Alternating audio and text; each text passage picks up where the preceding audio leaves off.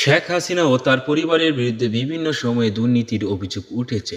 এবার রূপপুর পারমাণবিক বিদ্যুৎ কেন্দ্র প্রকল্পের অর্থ আত্মসাৎ করেছেন বলে অভিযোগটি পাওয়া গেছে শেখ হাসিনা ও তার ছেলে সজীব ওয়াজেদ জয় এবং ভাগ্নি টিউলিপ সিদ্দিকীর বিরুদ্ধে। রূপপুর পারমাণবিক বিদ্যুৎ কেন্দ্র প্রকল্প হতে $500 কোটি আত্মসাতের অভিযোগ উঠেছে।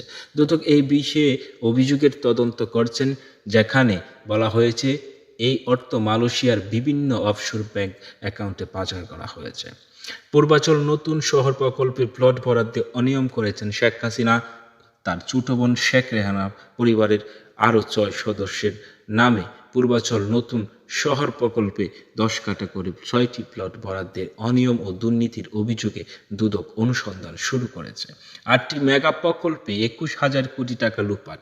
শেখ হাসিনা ও তার পরিবারের বিরুদ্ধে 8টি মেগা প্রকল্পে 21,000 কোটি টাকা লুটপাট ও আত্মসাতের অভিযোগ রয়েছে। দুদক এই প্রকল্পগুলোর নথি তলব করছে এবং তদন্ত কার্যক্রম চালাচ্ছে।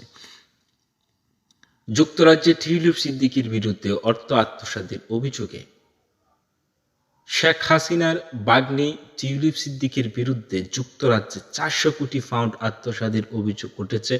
যুক্তরাজ্যের মন্ত্রিপরিষদ বিভাগের কর্মকর্তারা তাকে এ বিষয়ে জিজ্ঞাসাবাদ করছেন।